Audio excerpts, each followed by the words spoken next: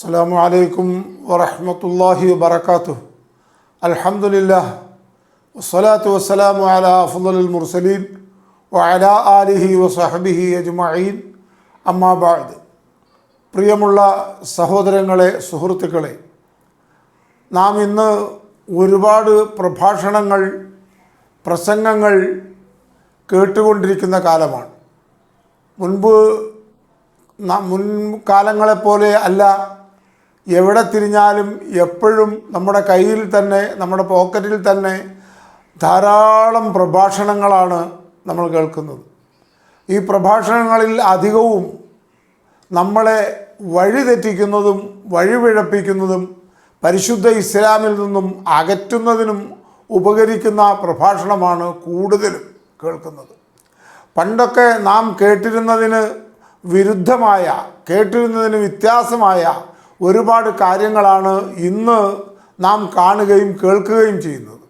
പറയുന്നവർക്ക് ആ പറയുന്ന വിഷയങ്ങളെക്കുറിച്ച് യാതൊരു വക താല്പര്യവുമില്ല.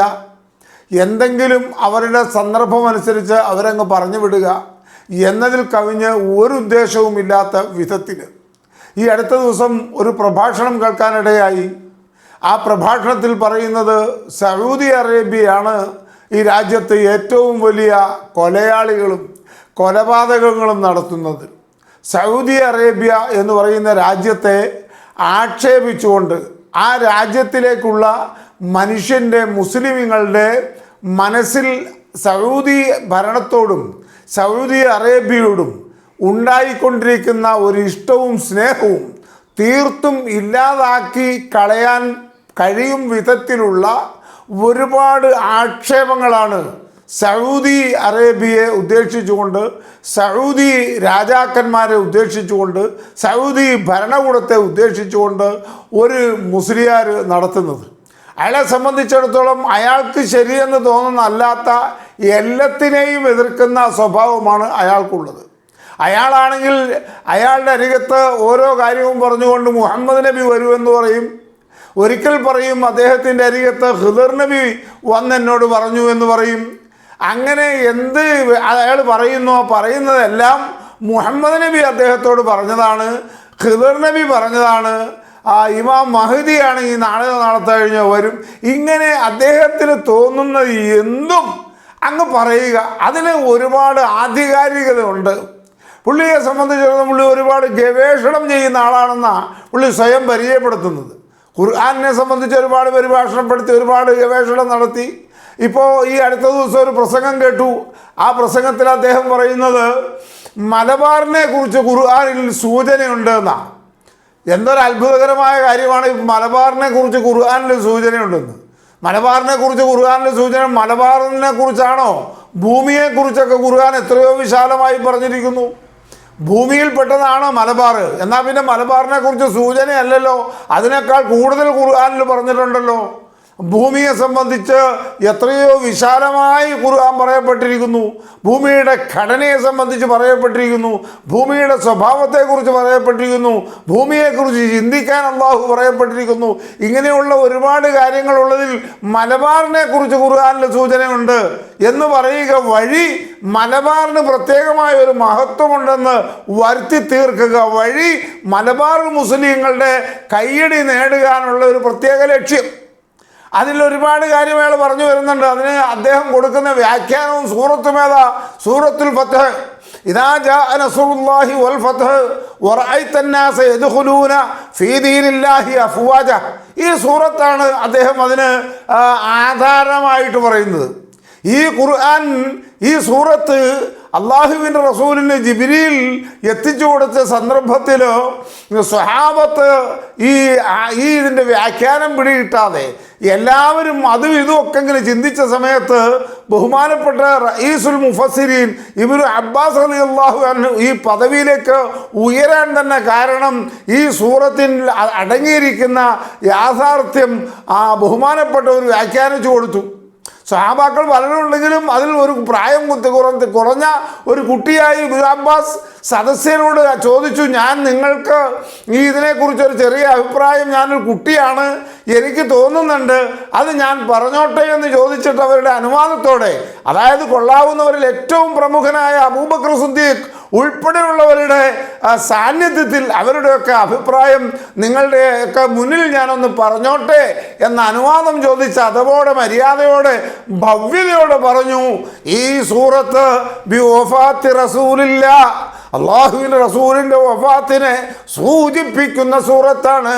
ഇദാ ജാഅ നസ്റുല്ലാഹ്, അള്ളാഹുവിൻ്റെ സഹായം അങ്ങക്ക് എത്തിക്കഴിഞ്ഞാൽ, വൽ ഫത്ഹ്, മക്കം അങ്ങക്ക് സ്വതന്ത്രമായി കഴിഞ്ഞാൽ, വറഅയ്ത അന്നാസ യദ്ഖുലൂന ഫീ ദീനില്ലാഹി അഫ്വാജ, ദീനിലേക്ക് ആളുകൾ കൂട്ടം കൂട്ടമായി പ്രവേശിക്കുന്നത് അങ്ങ് കണ്ടു കഴിഞ്ഞാൽ അങ്ങയുടെ ജോലി അവസാനിച്ചു. അങ്ങക്ക് ഇനി അങ്ങ് വന്നതെന്തിനാ? പ്രബോധനത്തിനാ. ആ പ്രബോധനം ഇവിടെ അവസാനിക്കുകയാണ്. അതുകൊണ്ട് അങ്ങക്ക് ഇവിടുന്ന് തിരിച്ചു പോകാൻ സമയമായി.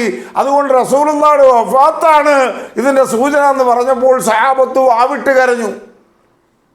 ഈ സൂറത്താണ് അദ്ദേഹം പറയുന്നത്, മലബാറുകാരെ കുറിച്ചൊരു സൂചന ഈ സൂറത്തിലുണ്ട്.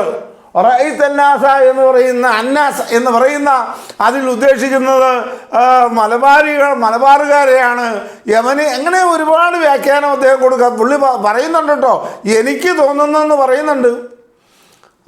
അതിൻ്റെ ഇടയ്ക്ക് പ്രസംഗത്തിൽ പറയുന്നുണ്ട്, ചില ഹദീസിന് ഞാൻ മുമ്പൊരർത്ഥം പറഞ്ഞിരുന്നു, പക്ഷെ ഇപ്പം എനിക്ക് ആ അർത്ഥം ശരിയല്ല എന്ന് തോന്നുന്നുണ്ട്. ഗവേഷണമാണല്ലോ. മൂപ്പര് ഹദീസിന് അർത്ഥം പറഞ്ഞിരുന്നു, ആ അർത്ഥം ഇപ്പം ശരിയല്ല എന്ന് മൂപ്പർക്ക് തോന്നി തുടങ്ങി. മുമ്പൊരായത്തിന് മുമ്പ് അർത്ഥം വെച്ചിരുന്നു, ഇപ്പോഴാ അർത്ഥം ശരിയല്ലെന്ന് മൂപ്പർക്ക് തോന്നി തുടങ്ങി. എന്ന് പറഞ്ഞാൽ മൂപ്പർക്ക് ഇങ്ങനെ ഓരോ സമയം വരുമ്പോൾ ഓരോ ഹദീസിനെ കുറിച്ച് ഓരോ ആശയം പുതിയത് വരും, ആയത്തിനെ കുറിച്ച് പുതിയത് വരും, അതൊക്കെ മൂപ്പരങ്ങ് പറയുകയും ചെയ്യും.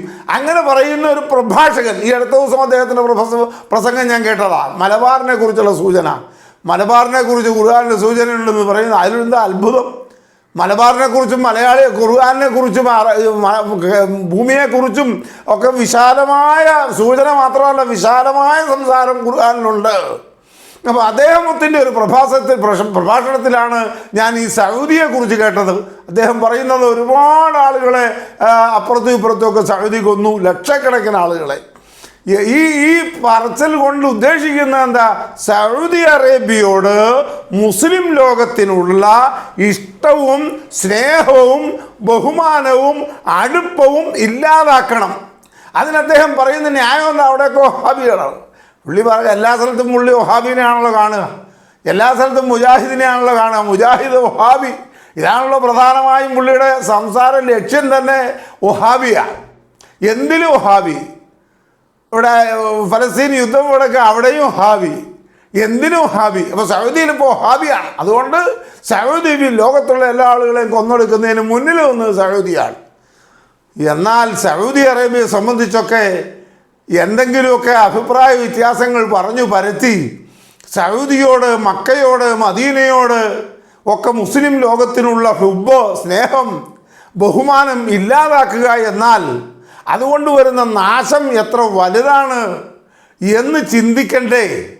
ഇവിടെ ചില ആളുകളൊക്കെ ചായക്കടയിലിരുന്ന് ഇസ്രയേൽ ഫലസ്തീൻ യുദ്ധം നടന്നപ്പോൾ സൗദി ആദ്യം ഇറങ്ങിയില്ല, ഖത്തർ പറഞ്ഞിട്ടും ഇറങ്ങിയില്ല എന്നൊക്കെ പറയുന്ന ചായക്കടയിൽ സംസാരിക്കുന്നവരെ പോലെ സംസാരിച്ചാൽ കൊള്ളാവോ?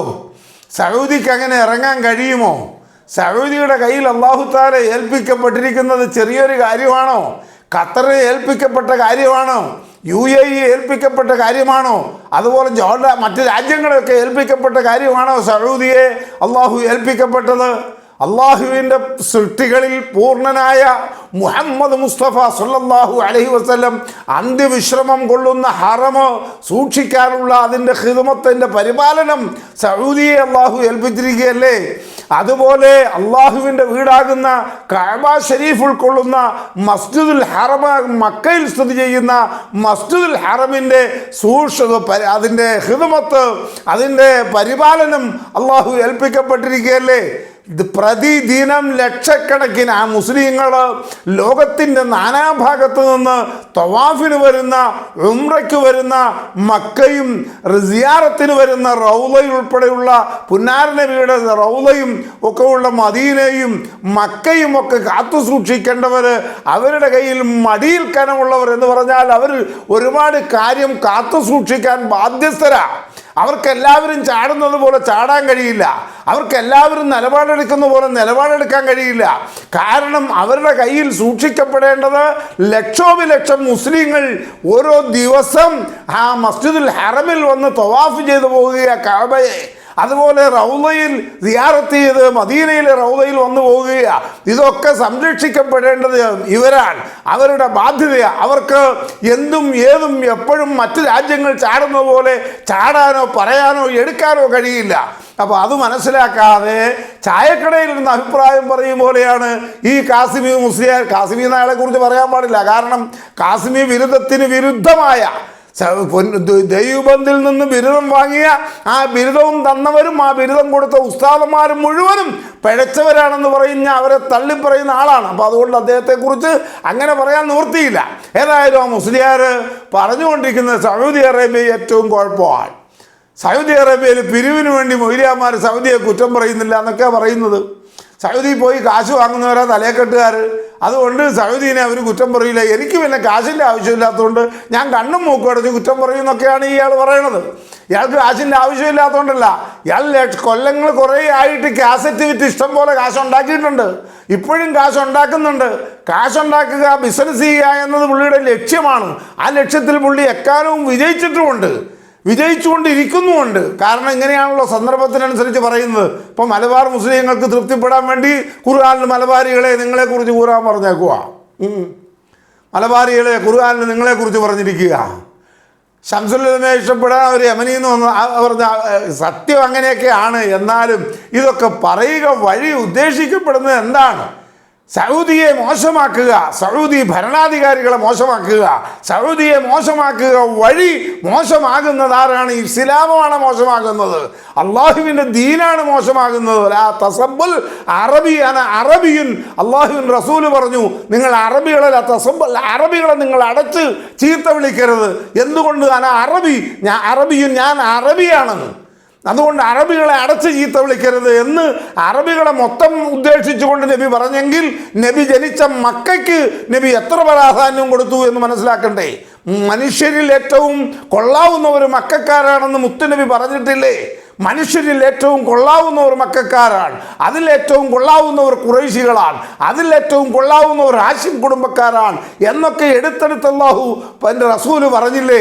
ആ റസൂലുള്ളാഹി പറഞ്ഞ ആ മക്കയെ ഉൾപ്പെടുന്ന, മദീന ഉൾപ്പെടുന്ന സൗദി അറേബ്യയെ കൊച്ചാക്കിക്കൊണ്ട്, അവഹേളിച്ചുകൊണ്ട്, കുറ്റപ്പെടുത്തിക്കൊണ്ട്, ഇകഴ്ത്തിക്കൊണ്ട് സംസാരിക്കുക വഴി മുസ്ലിങ്ങളുടെ ഇസ്സത്തിനെയും മുസ്ലിമുകളുടെ മാനത്തെയും തകർക്കാൻ ശ്രമിച്ച് സംസാരിക്കുക വഴി നിങ്ങൾ ആരുടെ പൈസയാണ് ഇതിനു വേണ്ടി അച്ചാരം വാങ്ങിയത് എന്ന് മനസ്സിലാക്കണം, എന്ന് ആലോചിക്കണം. ഏതായാലും പിന്നെ അദ്ദേഹത്തിൻ്റെ പ്രസംഗത്തിന് പ്രസക്തിയില്ല. കാരണം അദ്ദേഹത്തിൻ്റെ ഡെയിലി ഖിദർ നബി വരുന്നു എന്ന് അദ്ദേഹം പറയാറുണ്ട്, മുഹമ്മദ് നബി എൻ്റെ അടുക്ക വന്ന് ചെവിട്ടിൽ ഇങ്ങനെ പറഞ്ഞു എന്ന് പറയാറുണ്ട്. ഇങ്ങനെയൊക്കെ പ്രസംഗത്തിൽ പറയുന്ന ആളാണ്. ഏതായാലും ഈ പ്രഭാഷകരിൽ നിന്നുള്ള പ്രഭാഷണങ്ങളിൽ പലതും നാം വളരെയധികം ശ്രദ്ധിക്കേണ്ടതുണ്ട്. അവർക്കൊക്കെ ചില ലക്ഷ്യങ്ങൾ പറയുന്നതിൻ്റെ പിന്നിലുണ്ട് എന്ന് നാം മനസ്സിലാക്കേണ്ടതുണ്ട്. സൗദി അറേബ്യ ആക്ഷേപിക്കുന്നതിൻ്റെ പിന്നിലും ചില വ്യക്തി താല്പര്യമുണ്ട്. അല്ലാതെ അവിടുത്തെ വഹാബീസോ അവിടുത്തെ സുന്നീസോ ഒന്നും അല്ല ആ സംസാരത്തിൻ്റെ പിന്നിലുള്ളത്. അതിൻ്റെ പിന്നിൽ ചില വ്യക്തി താല്പര്യം വേറെ ഉണ്ട്. അതുകൊണ്ടാണ് അങ്ങനെ അടച്ച് ആക്ഷേപിക്കുന്നത് എന്ന് മനസ്സിലാക്കിക്കൊണ്ട് സൗദിയും മക്കയും മദീനയും മുസ്ലിങ്ങളുടെ ചങ്കാണ്, മുസ്ലിങ്ങളുടെ കരളാണ്, അവരുടെ മനസ്സിൽ ഏറ്റവും കൂടുതൽ ബഹുമാനവും ബഹുമാനവും സ്നേഹവും കണക്കാക്കേണ്ട ഇടങ്ങളാണ് മദീനയും കഅബയും ഹറമുകളും എന്ന് മനസ്സിലാക്കിക്കൊണ്ട് അതിൻ്റെ ആ മഹത്വത്തിന് കോട്ടം തട്ടുന്ന ഒരു വാക്ക് പോലും മുസ്ലിം സമുദായത്തിൻ്റെ ഭാഗത്തുനിന്ന് ഉണ്ടാകാൻ പാടില്ല എന്ന ന്യായം വച്ച് ആ വഴിക്ക് ചിന്തിച്ചുകൊണ്ട് സൗദിയെ ആക്ഷേപിച്ചുകൊണ്ടുള്ള ഇത്തരത്തിലുള്ള പ്രഭാഷണങ്ങൾ നിർത്തണമെന്നും അത് അനീതിയാണെന്നും അത് ഇസ്ലാമിനോട് ചെയ്യുന്ന അക്രമമാണെന്നും ഓർമ്മപ്പെടുത്തിക്കൊണ്ട് അവസാനിപ്പിക്കുന്നു. അസ്സലാമു അലൈക്കും വറഹ്മത്തുള്ളാഹി വബറകാതുഹു.